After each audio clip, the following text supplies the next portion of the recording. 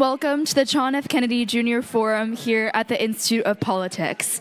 My name is Iris, and I'm a sophomore studying economics and social studies here at the college. And I'm also a member of the JFK Jr. Forum Committee. Before we begin, please note the two exit doors on the Park and JFK Street side of the forum. In the event of an emergency, walk to the exit closest to you and congregate at the JFK Park across the street. Please also take a moment now to silence your cell phones. And to kick off our program, join me in welcoming the Dean of the Harvard Kennedy School of Government, Jeremy Weinstein.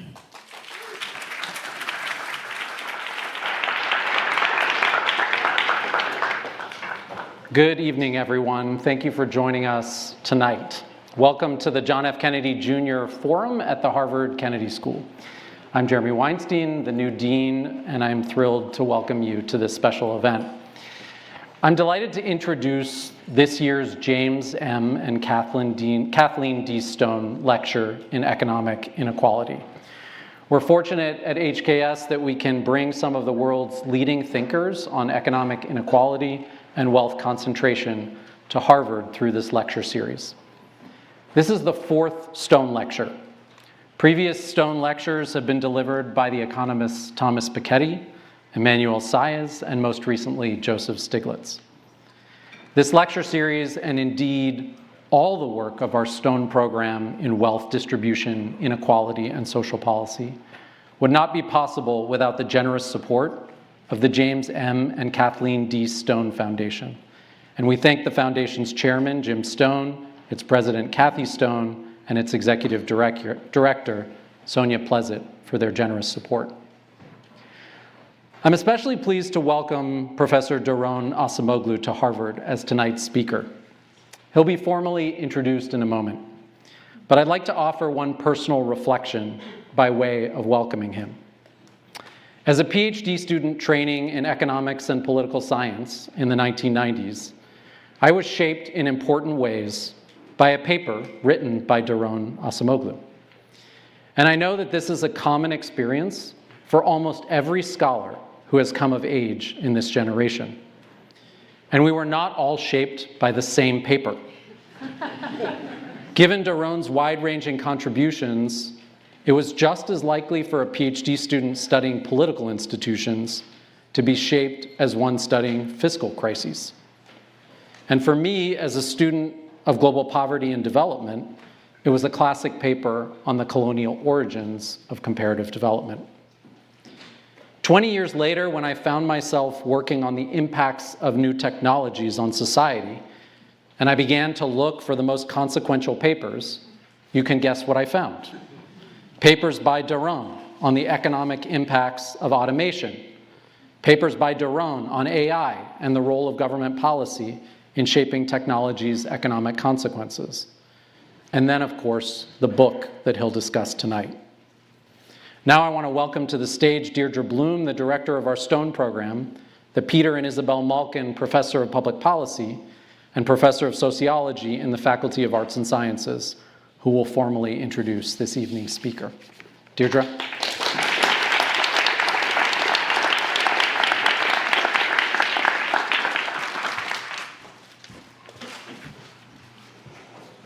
Well, thank you, Jeremy, and thank you all for being here for the 2024 Stone Lecture in Economic Inequality. As Jeremy said, my name is Deirdre Bloom. I'm the Peter and Isabel Malkin Professor of Public Policy, Professor of Sociology, and Director of the Stone Program in Wealth Distribution, Inequality, and Social Policy. And I'm just thrilled to have this opportunity to thank the Stones for their generous support for their study of inequality at Harvard. Thanks to the Stone Foundation, we have a really exciting slate of programming and opportunities coming up for the next year. So I hope you'll join us and sign up for our mailing list to stay abreast of all the activities that we have planned. You can do so online at inequality.hks.harvard.edu. That said, it's my absolute honor to introduce the two eminent scholars who will be on stage with us tonight. First, our 2024 Stone Lecture will be delivered by Professor Acemoglu, as Jeremy said. Daron is the Institute Professor at MIT, and he's an elected fellow at the National Academy of Sciences, the American Philosophical Society, the British Academy of Sciences, the Turkish Academy of Sciences, the American Academy of Arts and Sciences, the list goes on, the Econometric Society, the European Society of Economics, and the Society of Labor Economists.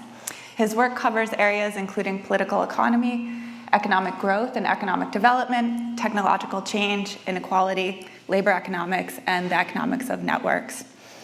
And his work has been recognized by many awards, including the inaugural Sherwin-Rosen Award for contributions to labor economics and the John Bates Clark Medal. He's co-authored many books, including the classic Why Nations Fail with James Robinson, and the book that he'll be drawing on tonight with Simon Johnson, Power and Progress. And we're just thrilled to be hearing from a scholar whose work has been path-breaking in its recent insights into how technological change drives inequality and the conditions under which technological advances can generate shared prosperity rather than benefiting only a narrow elite. After Daron presents his lecture, we are very, very fortunate to have Professor Dani Rodrik join him on stage. Dani will be moderating a question and answer session. Dani is the Ford Foundation Professor of International Political Economy here at the Kennedy School. And Dani's research covers topics including globalization, economic growth and development, and political economy. And like Daron, Dani has been recognized by many awards, including the inaugural Albert O. Hirschman Award from the Social Science Research Council and the Princess of Asturias Award for Social Sciences. And Dani's prolific writings include classic books, including The Globalization Paradox, Economics Rules, and Straight Talk on Trade. So it's my real pleasure to thank Daron and Dani for their insights tonight and to welcome Daron to the stage. Thank you, Daron.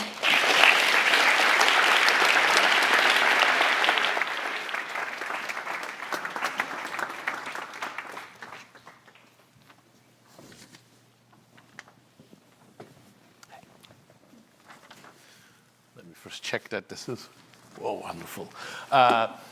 Thank you very much for this invitation. It's a true honor to be here. I cannot think of a better place than the Harvard Kennedy School under the auspices of the Forum and the Stone Foundation to talk about issues of inequality and in particular how they're going to shape our future. And thank you very much for that wonderful introduction, Jeremy and Deidre.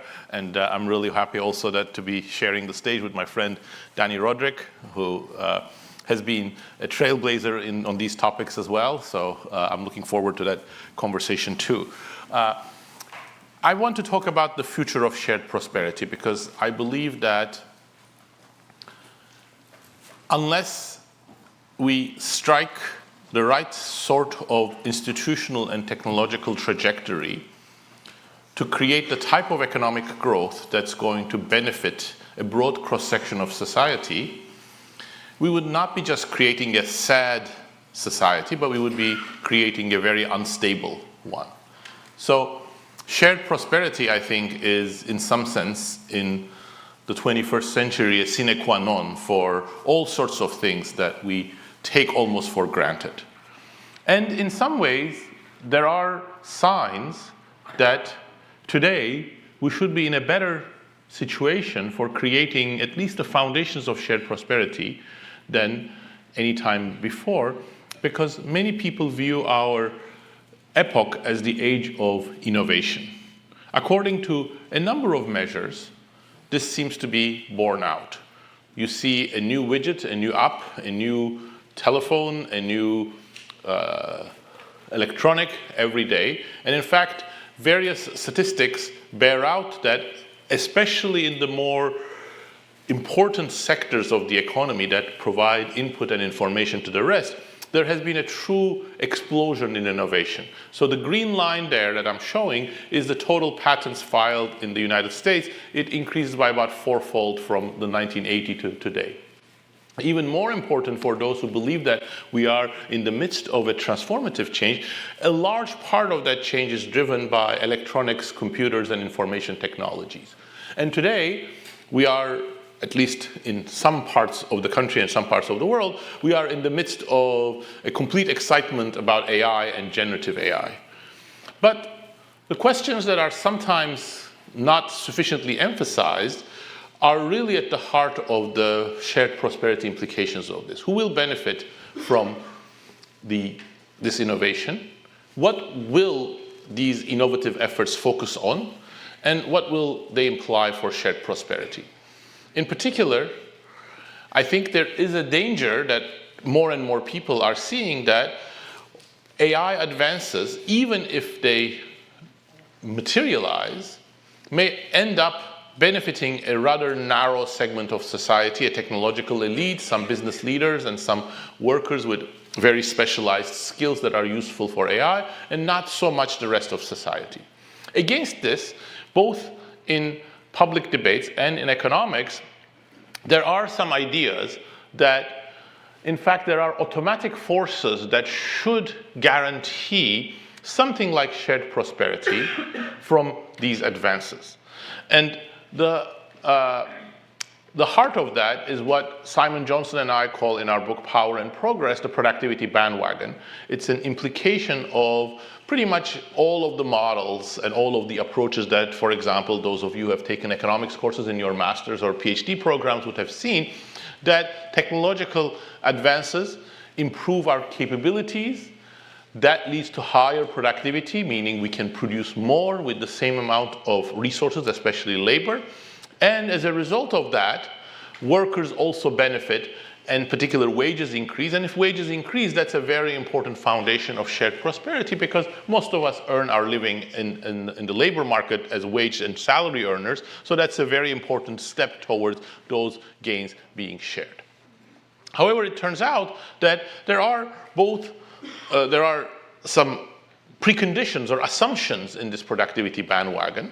In particular, in what I have shown is the link between the green and the red circle up there, presumes that as productivity increases, employers are going to have a desire to employ more workers and pay them more, and labor market institutions are such that those forces are indeed going to lead to higher wages at the end. If you are a believer in the productivity bandwagon, that's great. You'll sleep much better at night. And if you want to find examples in history, you can find many. There are many episodes in which, indeed, there are technological breakthroughs. Those increase productivity, and there is some sort of shared prosperity forces that are operative. But if you're more skeptical, sorry for your sleep, but you can also find many examples where productivity increases, technological breakthroughs happen, but nothing beneficial takes place for workers. And that's for two different reasons. The first one I'm going to talk about on this slide, which is related to that labor market institutions. Even if it turns out to be the case that labor becomes more valuable with technology, there are other ways in which employers can have access to labor and can motivate or force that labor to work.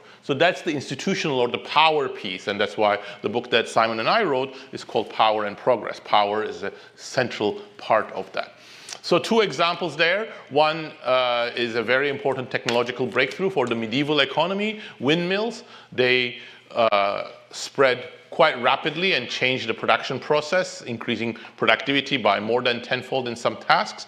But the lot of peasants and farm workers did not improve, in large part because this technology was embedded in a coercive labor market where peasants had obligations and they did not have the freedom to go and work for other people. And in fact, even those important technologies were monopolized by the very wealthy, the landowners or the high clergy. As a result of that, the gains from this very important technological change became very unequally distributed. The one on the right is an even more transformative technology, especially in the speed in which it transformed both a regional economy and the world economy. It's the cotton gin.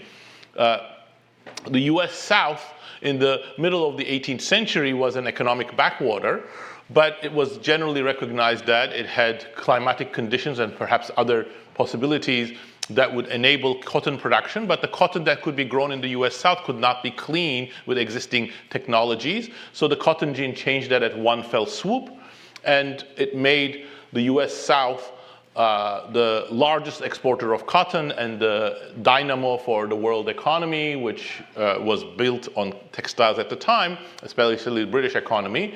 But the workers who produced cotton in cotton plantations and other parts of the economy were enslaved black people. And it's not a surprise that in that unequal relationship, of course, they did not benefit. In fact, they were moved to the Deep South where working conditions worsened, and there is no evidence that their real incomes or any part of their comfort improved. Now, these power-related reasons may appear distant, but they're not. I'm going to come back to it. And these examples may appear a little bit distant because the favorite examples of people who think that the productivity bandwagon is almost a law would be much more about industrial technology. So let's turn to the Industrial Revolution. So the Industrial Revolution is a very interesting episode for us because, first of all, it's transformative. Secondly, it is something on which we are all beneficially dependent. Our comfort, our prosperity, our health is much better than people who lived 250 years ago, in large part because of the process of developing industrial technology and scientific knowledge. And that started with the Industrial Revolution sometime around the middle of the 18th century. And you might hear people, journalists, not many scholars, but perhaps some scholars and some commentators saying, look, the Industrial Revolution proves that even disruptive technologies at the end bring benefits to everybody. Well, the real story is a little bit more complicated. It is not one of automatic bandwagon. On the contrary, the evidence is very clear that for about 90 years, the beginning of the Industrial Revolution did not bring any improvements in the living standards of workers. By all measures, workers' conditions significantly worsened. They started working longer hours, perhaps 20% longer hours. They were subject to much more discipline, and their overall real incomes did not increase much or at all. And in fact, some of the workers that were at the forefront of the new industrial machinery, for example, the handloom weavers in the textile sector, have seen their real wages drop by about a third, or by about 2/3 to a 1/3 of the level that they had at the end of the 18th century. This also is somewhat related to power because some of the ways in which new business owners, capital owners could organize the factory would not have been possible if workers were organized and had greater voice. But there is something deeper about that. It's also about the nature of technology. The early technologies of the Industrial Revolution were all focused on automation, meaning substituting machinery and services of machinery for tasks previously performed by workers. First, very large scale in spinning, then weaving, which is the one that I was talking about. Automation created both disruptive effects and also very major distributional changes in the British economy. To understand why this very radical change in technology did not bring anything like the productivity bandwagon, it's useful to go back to my schematic representation on the left. Productivity rises, workers also benefit. Would that link always work if we had, for example, competitive labor markets? And the answer is no. Even when productivity rises, there is no guarantee that workers are going to benefit. And that comes down to what economists would describe as the difference between average productivity and marginal productivity. And I could talk endlessly about average and marginal productivity, and that's not what you want. So let me illustrate it with a story, which is famous and is ascribed to many people, so I won't even give the name of who I think may have come up with the story first. But it says, the factory of the future will have 2 employees, a man and a dog. The man is there to feed the dog, and the dog is there to make sure the man doesn't touch the equipment. So the humorous part of the story is, of course, that the man and the dog are completely dispensable. You don't need them. So this factory, or as we move towards this factory, average productivity is going to increase. We're going to produce more and more and more with the labor that we have. But the marginal productivity, meaning what the laborers contribute to production, is trivial. In fact, you don't need the man and the dog or any other employee in this dystopian or utopian factory, depending on which point of view you look at it from. So if indeed we have technologies that increase average productivity but sideline workers, then there is no guarantee that those are going to benefit workers in terms of higher wages, or they're going to be a foundation for shared prosperity. And what are the technologies that actually create that wedge between average productivity and the contribution of labor? It is exactly automation, things that sideline labor and take away tasks from labor.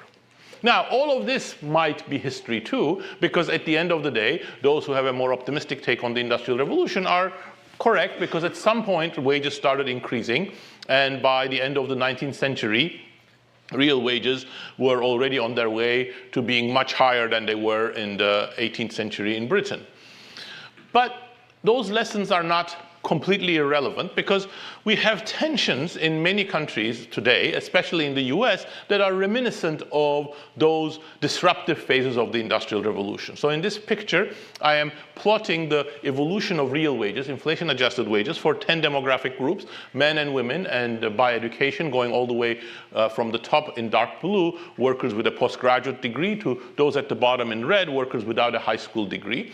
The years that preceded the mid-1970s are actually the best argument for showing that there is no law of greater inequality in market economies or anything like that. They show actually declining inequality and broadly shared prosperity. Real wages for all demographic groups increase by about 2.5 percentage points every year in inflation-adjusted term for all of these 10 demographic groups. Here I'm showing you from one data source starting in 1963, but you can go back to 1949 and you'll see the same pattern even in a more striking way. But then from around 1980, you see a strikingly different pattern. The top and the bottom are diverging, but even more jarringly, the bottom curves, like the orange and the red, are actually declining, meaning that the real earnings of workers, especially men, but to some degree also women, who have less than a 4-year college, is actually declining during this time period, especially until the late 2010s. So this is a picture of the opposite of shared prosperity. Not only are the gains not being shared, but how about half of the population is not benefiting, and about 1/3 of the population is losing out quite decidedly. Now, there is also no law that this is what industrialized nations should go through. If you look at around the industrialized world, there's a complicated picture. So here I'll show you Sweden experience. I don't want to dwell on it too much, but what the Swedish experience shows is that, now I can't of course read the color, but the curve, I think it's the blue one that's declining there, is the real wage inequality between the top and the bottom. In fact, during this time period, real wage inequality is declining in within the Swedish labor force. But overall income inequality is increasing because of changes in hours and changes in capital income. So globalization is bringing some other changes in the Swedish economy. But at least the same measure that I was looking at in the US is actually showing the opposite pattern in Sweden. So this all amounts to the same question. What does it take to get what we saw in the US in the 1940s, 50s, 60s, 70s? And what does it take, or what can we do to avoid what we saw in the 1980s, 90s, 2000s? So I think the best way to understand that is actually go a little bit earlier and look at the early decades of the 20th century. And I think those decades, especially the automobile industry, which was, the heart of the US industrialization, provides a very succinct summary of what I see as the two bookends of shared prosperity. One is that even though the automobile sector and then the other parts of the industrial sector introduced a lot of new machinery, some of them automating work, some of them completely changing the production process, such as electrical machinery, especially decentralized sourced electrical machinery. And you can see how the cars on the one of Henry Ford's factories, the Rouge plant, are being made with electrical machinery that did not exist 10 years before. You also see that workers are still playing a key role. Ford factories were famous not just for the electrical machinery, but also for the whole engineering approach, which made many new technical tasks central to the production process. The way that the conceptual framework that I like on this, the one that I developed with Pasquale Restrepo, and is also at the root of the sort of the intellectual approach of the book with Simon, is that what these technologies were doing were they were generating new labor-intensive tasks, more sophisticated tasks, where workers could start specializing in, especially as some of the earlier tasks that they used to perform are taken over by automation. The other important element of this was that the auto industry was also at the forefront of labor organization. That's the picture of the United Auto Workers strike for the GM, but there were similar strikes against Ford. And these were some of the events that changed the extent to which labor had voice, both in wages and working conditions, but also in some very important episodes over how technology would be used and whether technology would be used just for automation or whether it would be associated with the introduction of new tasks, new titles, new training opportunities for workers as well. Interestingly, these two are exactly also the factors that you see in the British Industrial Revolution. It wasn't something automatic that took place in the middle of the 19th century that turned around the British Industrial Revolution. It was unionization. Unions that were banned and heavily prosecuted became legal in the last quarter of the 19th century. It was democratization, and it was a change in the direction of technological change. So why then did things go wrong against this background in the digital age? Well, here is a picture of an auto factory today. You see more fancy and better color machinery, but what's remarkable is that you don't see the workers that are doing the jobs. So in simplifying it, perhaps overly simplifying it, the more recent digital-based technologies did the automation just like the Ford factories, but they didn't do the new tasks for workers. As a result, you had an automation bias towards inequality. Now, that may not be everybody's first explanation, so let me show you one picture to just frame that discussion. This is from work that I did with Pasquale Restrepo, and what it does is that it now zeroes in onto more detailed demographic groups rather than just gender and education. Now I'm showing gender, education, age, and ethnicity. On the vertical axis, I have the cumulative change in real wages between 1980 and 2016, 2017, so before the COVID crisis. And you can see the zero line there, and you can see that about half of the dots are below the zero line. That was the pattern that I mentioned, the non-shared prosperity, where about half of the population is not benefiting from the economic change and productivity growth that's taking place. You can also see from the color coding that those are the low education groups. The more interesting element here, the new element here, is the horizontal axis, which is our measure of what fraction of tasks that this demographic group, the demographic group in question, used to perform in 1980 that have since been automated. So you can see that for some of the low education demographic groups, that's about 25 to even 30%. And there's a very strong relationship between that automation exposure or automation's encroachment on a particular type of labor's tasks and how that group fared. So by and large, automation seems to play a very important role, explaining about 60 to 70% of the inequality differences across demographic groups since 1980. But of course, automation is not the only thing. Automation was enabled and took place in an environment in which labor was already losing its power, and that was very important for some of this automation to go on so unchecked and without any countervailing trends. Two forces were particularly important in this, although other people may emphasize other things like deregulation. But one, and I don't literally mean that it's Milton Friedman who's responsible, but I put his picture there. Okay, perhaps I am saying that, I don't know. But the idea that businesses should be run just in the interest of shareholders without any regards for other stakeholders, especially labor, started becoming very dominant. Milton Friedman was a very articulate proponent of that view and pushed it a lot, and business schools played an important role in propagating it to many important managers who then became powerful as well. that gave both cover and an additional impetus to many managers to reduce costs, and for many of them, reducing costs meant reducing wages. And the natural force that could have resisted that, labor unions, were already in decline way before 1980, but their decline got further accelerated by Ronald Reagan's very visible action against the professional air traffic controllers, which many other employers emulated. But these two are also not enough.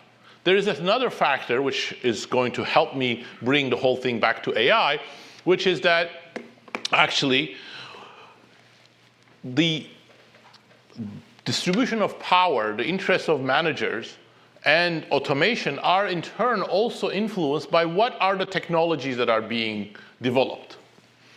And I think both AI today and digital technologies over the last three and a half decades have been driven both by financial incentives, business incentives, market incentives, and ideology of the form that I mentioned from Milton Friedman, but they have also been driven by a tech ideology, which goes back to this brilliant mathematician Alan Turing's idea that autonomous machine intelligence is both desirable and feasible, and as autonomous machine intelligence starts developing, because the machines are just functioning like the brain or the mind, that means they can start taking over more and more tasks away from humans.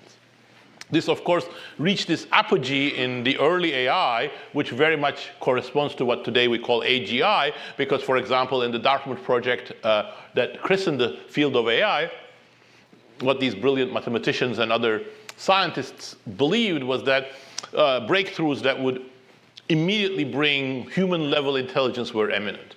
And that sort of conditioned the technology field in a strong way to push towards more and more automation, because A, you can do it. You believe that these digital technologies are going to develop higher and higher capabilities. And B, that also becomes a self-reinforcing dynamic that as the tech sector, you become more powerful, the more you push technologies and you develop technologies that can take over the world, so to speak.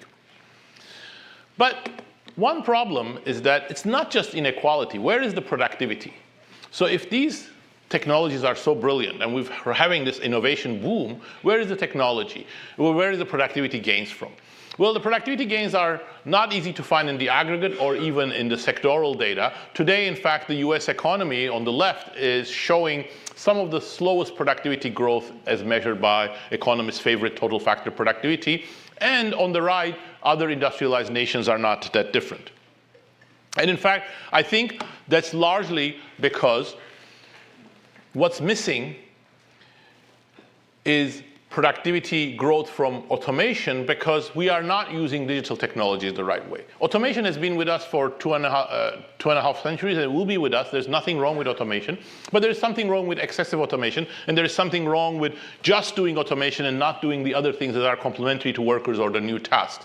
And I think what we have gotten into, and I think AI is at the danger of exacerbating, is what Pasquale Restrepo and I call socio-automation. You do more and more automation, but it doesn't really improve your productivity. You shift costs a little bit away from yourself to some of your workers, to other customers, but it's not a revolutionary productivity growth.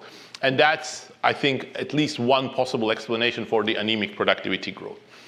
Now, of course, it would be very wrong to just focus on economic implications, because economic implications and political implications are synergistic, symbiotic, and there are also very important fault lines in the political implications of AI.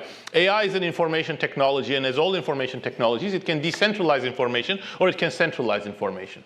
There were hopes that it would decentralize information, it would start another fourth wave of democracy, but what we have seen is that often it is authoritarian governments that have incorporated AI into their strategy and used it for surveillance. And I think everybody recognizes the picture at the bottom is a social credit system where centralization of information is being used in a particular way by the Chinese government. But I think there is more parallel then first meets the eye between the use of centralization of information in the hands of the Chinese government and in the hands of tech companies. When tech companies decide for their objectives, which are very different from the Chinese government's objectives, about how they're going to centralize and how they're going to use that information, I don't think we can be completely sanguine and say, well, it's not the government, it's not the authorities, so we're fine if it's Google or Facebook or Twitter that decides how that information is used, how that information is presented, and how that information is curated. And I think there are real dangers to foundations of democracy, including sort of consensus seeking and understanding nature and implications of information when more and more information becomes in a centralized fashion with these AI technologies. So this paints a bleak picture. In my last 2 minutes, I'm going to make the slightly more hopeful thing that this is not destiny. When you emphasize both power institutions and the direction of technology, what's at least superficially attractive is that those are all choices that we make collectively as human societies. But what's wrong with this picture is that it, I think, is a pretty accurate summary of how these choices are being made. They are being made right now by the most powerful tech leaders and not really by society. When there are technologies whose implications are going to influence the livelihood of tens of millions of workers in the United States and billions of people around the world, well, I think it is too much to say it's okay for two competitive CEOs to battle it out and then see whoever's going to win.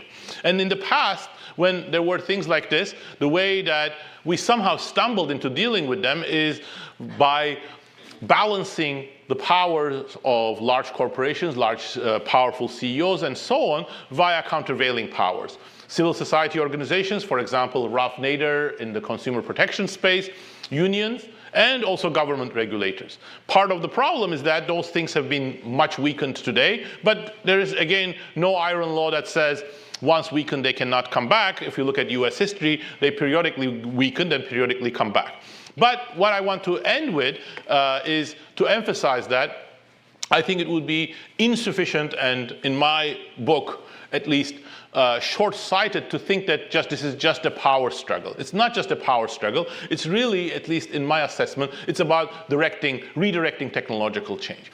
You're not going to be able to change the effects of AI in a more beneficial direction by just saying, well, let's empower workers and regulators and they're going to just make sure that the cake is divided more evenly. And there were many activists, such as this person, Ted Nelson, who thought that personal computers could be used in a way to empower people and to weaken large organizations. And they were particularly worried about organizations such as IBM. Little did they know that IBM would be replaced by Microsoft, much bigger, much more powerful. Microsoft would be replaced by Google, and Google would be replaced by OpenAI. So we are dealing with the same sort of issues that these activists were grappling with. But it's not just an activist issue. The vision of autonomous machine intelligence that has so animated Silicon Valley of late is not the only vision of technology. In fact, there's a vision of technology, digital technology, and AI that was articulated as early as Alan Turing. One person who did that was Norbert Wiener, an MIT professor. And people who put that into practice were people like J.C.R. Licklider or Douglas Engelbart. And what's remarkable about this is that, A, they understood that there was a philosophical approach that was fruitful of thinking of machines in the service of humans, what Simon and I call in our book machine usefulness rather than machine intelligence. But B, even more importantly, they gave us the demonstration. Some of the technologies that we absolutely depend on today, computer mouse, menu-driven computers, hyperlinks, hypertexts, the internet, all came out of this agenda spearheaded by Engelbart, J.C.R. Licklider, and their students. It's only over the last 30, 35 years that this agenda has been completely eclipsed and everybody has become crazed about artificial general intelligence and autonomous machine intelligence. And I think this is a much better vision, much better set of priorities for using technologies for the betterment of humans.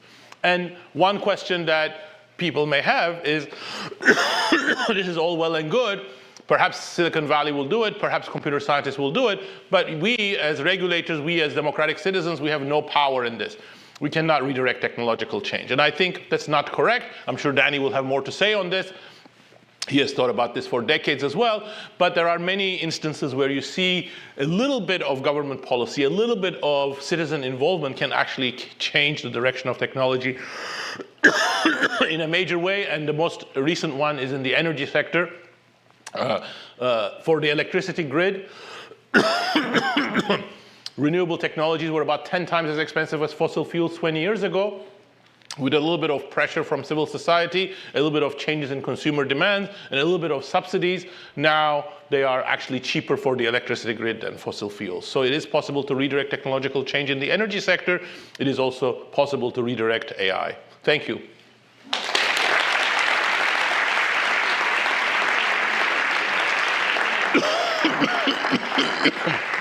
Which one do you want? You come over here. Okay, perfect.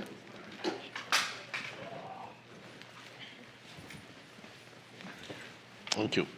It's a great pleasure to moderate this discussion. This was a wonderful talk.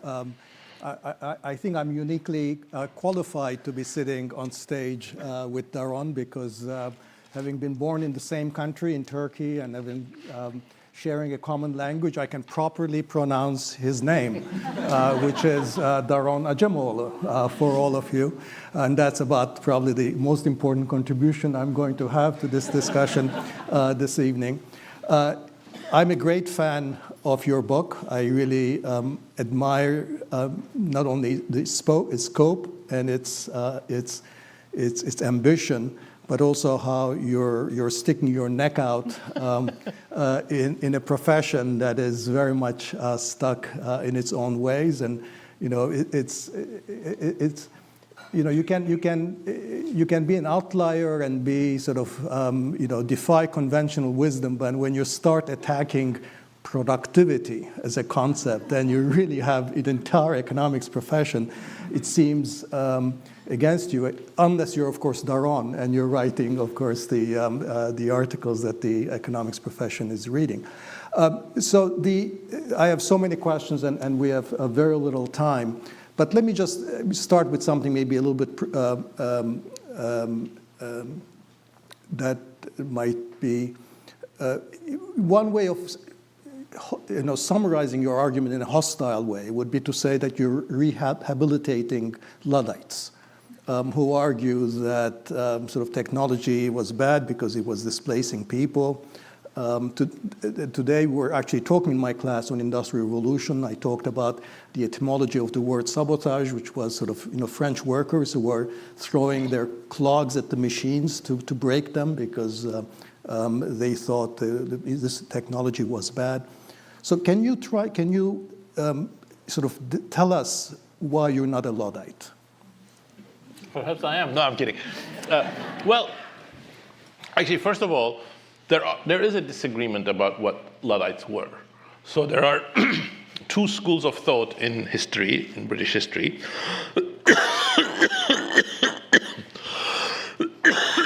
Sorry about that. One is that Luddites were completely anti-technology, anti-progress, and they were just trying to defend the privileges of the labor aristocracy, of many of whom really did belong to that kind of labor aristocracy. A second view is that Luddites were a ragtag that had many different elements in them, but it sees in these sort of the beginning of social democracy, and there were members of the Luddite movement that articulated ideas that weren't just against technology, that were about how technology was being used and who was controlling it. So if you go with the first interpretation, I am definitely not a Luddite, because my take is not that technology is bad, but it's that technology's direction matters, and technology's direction is a choice. It's a democratic choice, it's a choice by leaders, it's a choice by regulations and so on. And I would even not say that, according to this view, there is any simple argument that says you should resist technological change. what you should do is you should try to redirect technological change, which sometimes may involve slowing down certain applications of it. But if you take the second view of the Luddites, I think they were also trying to grapple towards this, but without, of course, the hindsight of 200 years of history and the tools that we have in political science and economics today. I want to get back to the last slide that you showed as an example of directed technology and how a specific concerted public effort to invest in renewables had a dramatic effect on the cost of solar and wind and so forth. You did not mention that most of that was due to the industrial policies of a very authoritarian government, namely China. And you want to democratize technological change and the direction of innovation. You're a great believer in democracy. But how do you sort of square that with the fact that where these things have seemed to have been most effective, some would argue, are been in authoritarian settings, as in China? So, yes, I am a instinctive believer in democracy, but of course we have to be open to all sorts of empirical data. And I think by democracy, by democratizing innovation, I certainly do not mean that we should have votes over what the direction of technology should be, but there should be a say of the citizenry in where priorities should be and what the objectives of certain major technological investments should be. Within that, I think I would still put my money on democracies for realizing that, but there may be some authoritarian regimes that also, for a variety of reasons, actually push technologies in that direction. That could be the case in AI, but in the case of AI, we see China is actually at the opposite end. For example, it's been China has been as important a node in the surveillance technologies as it has been in solar panels. It exports it to about 60 countries around the world, most of them authoritarian. And I think there is no guarantee from authoritarian regimes that their commitment to this is going to be true and lasting, although you can say there is no guarantee from democratic regimes either. But in terms of the history of it is actually a little bit more complicated. First of all, China went big time into solar panels because of a German law. Germany created the first big program for subsidizing solar panels, and Chinese companies took advantage of that in big time, and that's how they started, and then there was some sort of infant industry type dynamics. And then the second thing is, I think you are absolutely right, solar panel costs declining in China has been an important part of that figure, but also innovation in the rest of the world has been very important as well. So if you look at during this period, I didn't show that picture, but there's a very clear trend break in the patents between renewable technologies and fossil fuel technologies. And some important breakthroughs were made in the United States, in Germany, in Switzerland, and so on. So what's going back to so how we would redress some of the inequities that biased technological patterns create. What's wrong with the argument that the main issue is really the absence of appropriate redistributive institutions? I know you dismissed that, but I want you to expand a little bit on that. The argument could be made that the unions, for example, their first order impact really has been on redistributing the enterprise surplus, that the redistribution to the tax system, to the fiscal system and the welfare state has been what's been critical rather than their effect on redirecting innovation. And today, of course, a large part of the tech community would argue that the way that you handle these problems is not by mucking around with the direction of technology, but through something like UBI, Universal Basic Income. Let's give everybody a basic living allowance, And of course, if you're on the wealth, you would combine that with saying, let's having a big wealth tax that's going to also finance that, so that floor is relatively high. Why is that not the right way to go? Well, you should be suspicious if tech billionaires, the extreme left, and economists meet on something. So, I think that there's some validity to that, and the economics theorem that says that's the right thing to do sometimes goes under the name of Diamond-Merlees. Don't mess with the production structure. Don't change the firm's investments, innovation, intermediate use decisions. Just use ex post taxes for fiscal redistribution. I think it has a valid logic, and that logic is very strong if everything inside the firm and if everything in the market is functioning very well. I think what I'm pointing out, and I didn't expand on this from this angle, but thank you for giving me the opportunity. What I'm saying in some sense is that when it comes to innovation, that doesn't work. Innovation is not something that the market economies are pretty good at innovation quantity, but the direction of innovation, there are many biases. And if the direction of innovation is biased, then just doing the ex post redistribution is not necessarily optimal from an economic point of view. But I think it's also quite clearly suboptimal from a social point of view. And I think I would have many problems with UBI.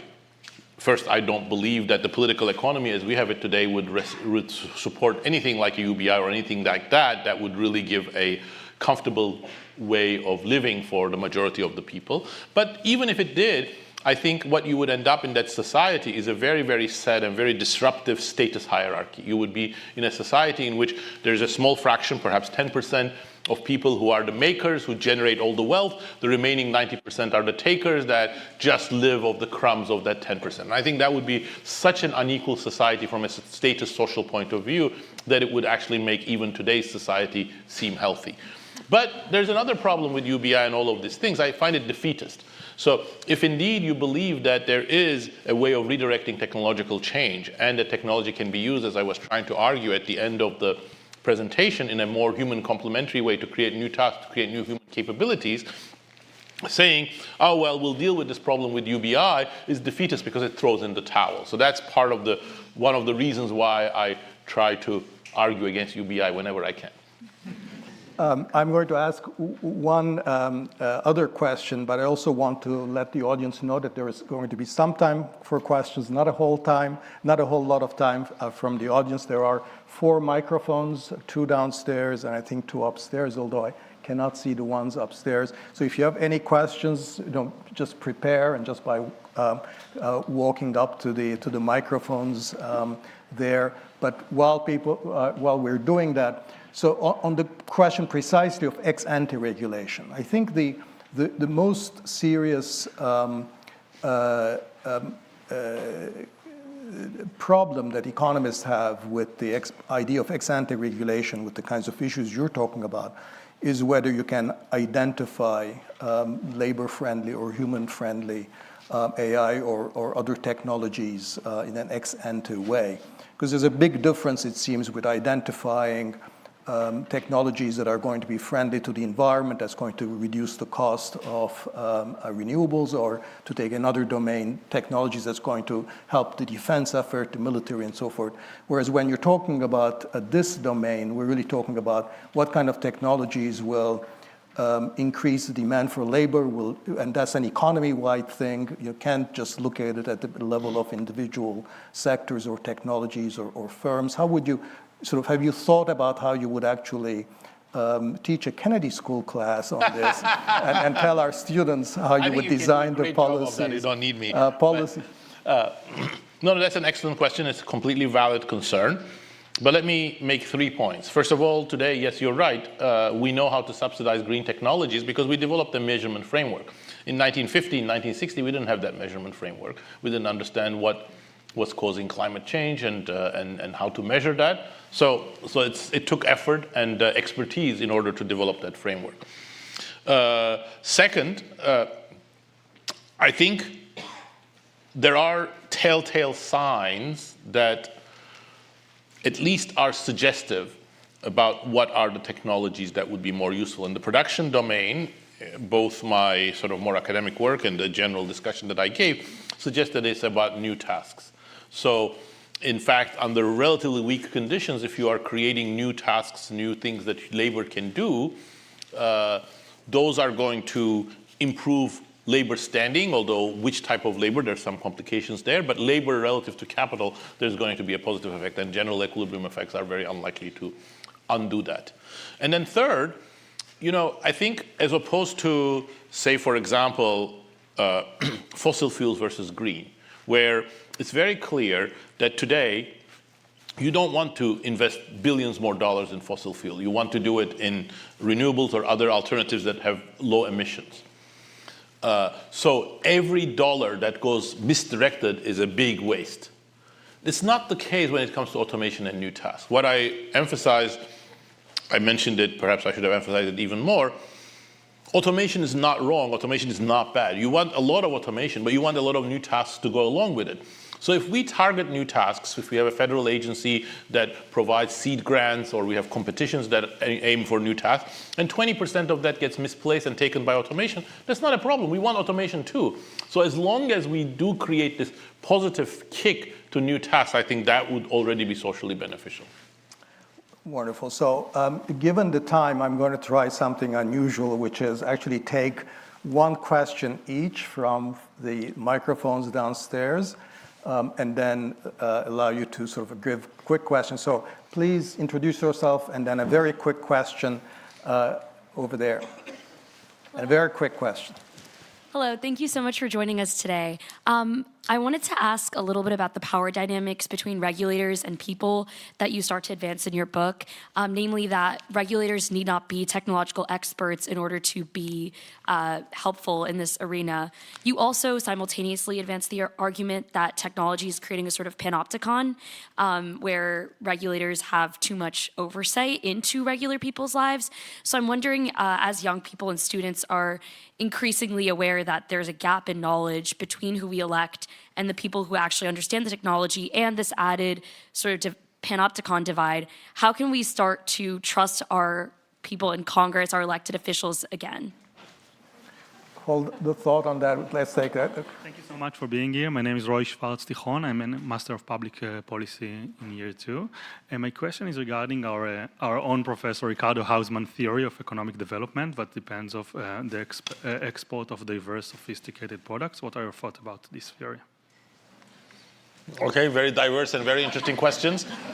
So, first of all, I definitely dread a world in which regulators have a lot of power. I wouldn't want a world in which regulators have too much power if there was an option that was different. But I think we have come to a stage where regulatory powers of the government in the United States, and to some extent in the rest of the industrialized world, is so weakened that you need to build sort of regulatory muscle. And I think it's quite feasible. You see that already, that in the case of AI, 5 years ago, there was no lawmaker who actually understood even the basics of social media, smartphones, or AI. And today, at least their staffers, they're not at the level of being top earners in OpenAI, but they are much more informed, and then there is more informative policy debates on this. So as in many things, I think it's going to be a delicate balance of power, and we're going to get it wrong in some ways. Sometimes we're going to have too much regulations. Sometimes we're going to have enough regulation. But I think just the effort of the democratic process, again, starting to build regulatory muscle and regulatory priorities would be very useful. But of course, in a democratic society, it would be horrible if regulators were not accountable to voters and to politicians. And that brings me to your second part of your question, for which I do not have any answer. How do we start trusting our politicians again? Good luck. In terms of Ricardo's very interesting theory of development, I think, there are many parts of that that are not so directly related, but I think what's relevant in some sense here is that I think his theory also emphasizes technological capabilities and the malleability of the technological capabilities. So in some sense, one of the other sort of bedrock ideas that is important in my work and important in the book, and it's the background of what I talked about, and I hinted at it, but I should say it now more explicitly. I am arguing, as opposed to, for example, a sort of a naive reading of the current AI debate, which is there is a direction that we get more processes, we get more data, we exploit scaling laws. It's sort of a linear progression. I'm saying technologies are much more scientific, knowledge is much more malleable. You can develop them in many different ways. It depends what expertise you have, what priorities you have, what the market structure is. So I think in general, theories like that, both in the context of economic development, export behavior, and digital technologies, I think are enriching for our debates. I think we'll abuse our time constraint just a little bit and just take two questions from up top. So please, yes. Hi, I'm Farid, MPID. We would like this one, Professor. Do you envision a global governance structure that supports your argument in favor of a redirection of technology, empowering ILO, for example, or conditioning loans? Empowering, sorry, who? ILO. ILO. Yes, please. Hi. So I've been thinking a lot about consumers as workers. You talked about AI and automation, but I'm also thinking about data. People talk about data as the new oil, finance, railway. So do you see a viable path for consumer data unions to act as a counterbalance against not just the concentration of power, but data among a few big tech companies? I'm curious what your thoughts are on that. I know how you feel about UBI, so now I'm wondering about consumer data unions. Yep, in the last chapter of Power and Progress, we discussed that, and approvingly, I think we do need data unions. And the argument is the following. So data is increasingly a very important part of the production process. Probably for the future, it's going to be much more important than land. If I told you that, all land is up for grabs, anybody can take land, and if Dani is using the land, I can go and build on it as well, and nobody needs to do the upkeep of land, everybody would go crazy. They'll say this is the most inefficient system. But we have created a system in which data is like that. It's up for grabs, nobody invests in it, etc. So you need to change that, and the high quality data, especially if you're going to try to do worker complementary technologies, high quality data is very important. Worker complementary means, for example, sorry, I'm taking a little bit long to answer this question because it's very important for me. For example, it means we give information and capabilities to manual workers or to electricians or to plumbers to do their job better. But for that, you need reliable, high-quality data. Who's going to produce that data? So you need to provide some sort of incentives, and I think the market system is a natural one. But individual ownership of data wouldn't work. You can recognize cats as well as I can, so we're going to drive the prices of data down to zero if everybody can be can compete against each other as individuals, or they can be divided and ruled by tech companies. So there is a very strong economic logic for data unions, and I think the correct infrastructure for data markets together with something like collective ownership of data could actually be both good for distribution of gains from AI, but also very good for generating high quality data, which is an important input for the redirection of the AI direction. So I think it's a very important, thank you for raising that question. Now, your question is a very important one. After every book I wrote, I said, well, this book ignores a very important thing, which is the international dimension. And at one point I will come back to it, and I never come back to it by using my freedom of moving to the next topic. So I think the international dimension is super important when it comes to regulation of AI, as well as it is for regulation of capital, regulation of globalization. It's very, very difficult because we don't have agreement within a country. How are you going to do that between countries? How are you going to find the common ground between China and the US? I think it's not hopeless. I think China is always going to have a bias towards surveillance and control, but there are other places where China and the European Union could cooperate within limits. But I think all of this is going to need two things. One is international organizations. I think ILO would be very important for that from the worker rights perspective. The other one, even more important perhaps, is probably a new body that develops voice and perspectives from the developing world. There are about 4 billion people today who don't live in China, who don't live in the European Union, who don't live in the United States or Canada. but whose lives are going to be completely affected as workers, as citizens, as dissidents by AI. Their voice is completely unheard. There is no medium for their voice to be heard. So I think we need something more than ILO, more than UN that really does that. But of course, that's really a pipe dream because, good luck, having an organization in which India, Pakistan, Turkey, and Brazil sit and agree on something. But there's no stop to hoping.